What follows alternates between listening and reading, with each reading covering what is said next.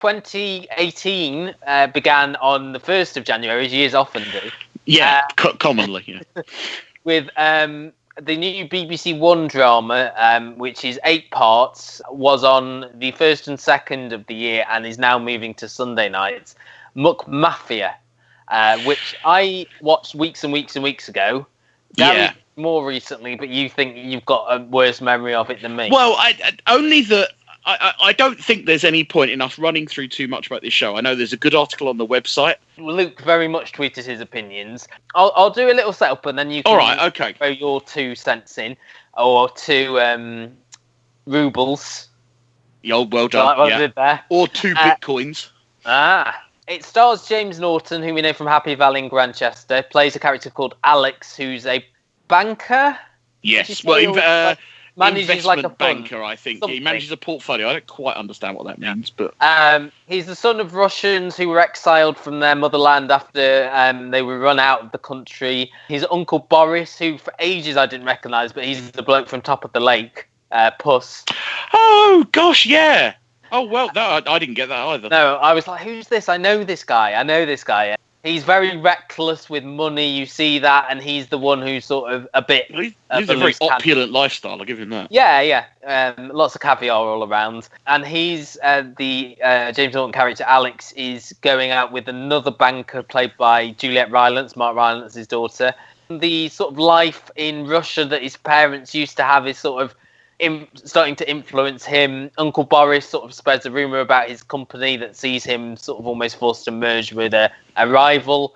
And then something happens to Boris that makes Alex reassess. Well, Boris puts out a hit on someone, and it goes wrong, and so Boris gets killed. That is the very Luke-esque, the exciting thing happening at the beginning, and then let's go to boring stuff happening in the UK. But it's sort of like, Boris's death sort of reassesses Alex's position because he almost gets killed as well. And he decides to team up with a character played by David Strathairn, who's this sort of dodgy Israeli politician who wants him to launder money.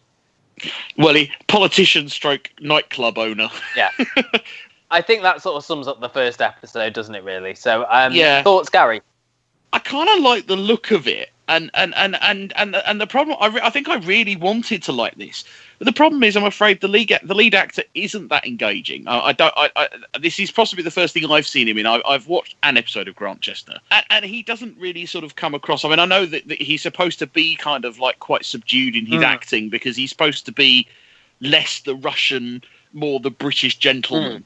But it didn't quite come across. I didn't like too many of the characters, and I think the characters they could have done something with, like his sister, didn't really sort of come out in the first episode. Yeah, Marseille, who had about 2 lines in this. Yeah, and kind of looked like she might be interesting. You know, she was the kind of more wayward daughter.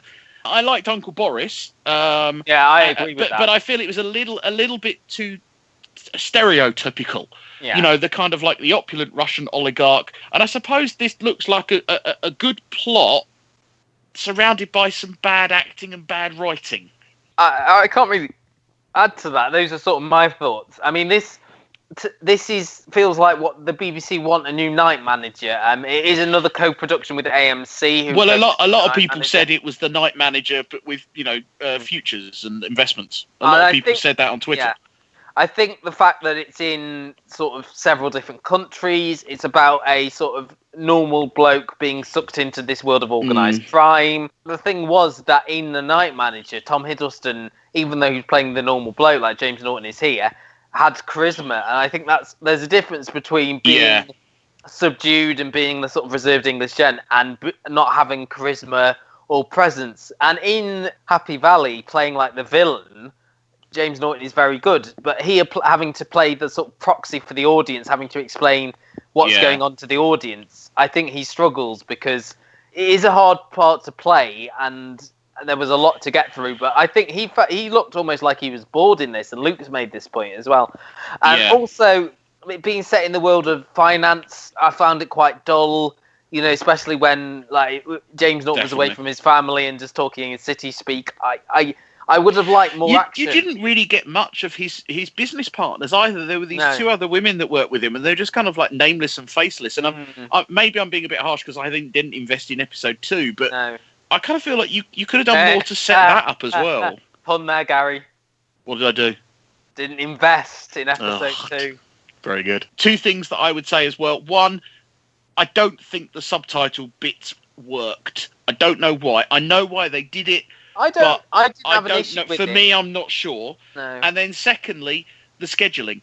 Putting it on over 2 nights and then moving it to Sunday, to me, just feels completely weird. Almost like they already know it was going to fail before they put it out. Because I watch so much subtitle stuff, I almost don't notice now when they switch between subtitles, and unless I'm in the middle of something else and have to look up to concentrate. But on this, I try my best to concentrate on it.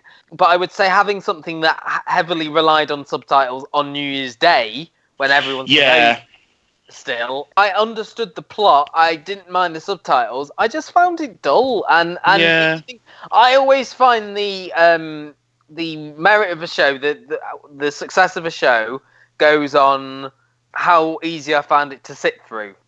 And very.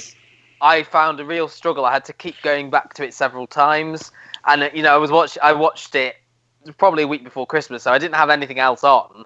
I just found it a real struggle to watch. And I know it lost over 1 million viewers between episodes 1 and 2. Although there is a very positive review on the website, so if you want a different opinion from ours, and I kind of feel like this one, maybe there's a chance I might go back to this if it stays on the iPlayer long enough.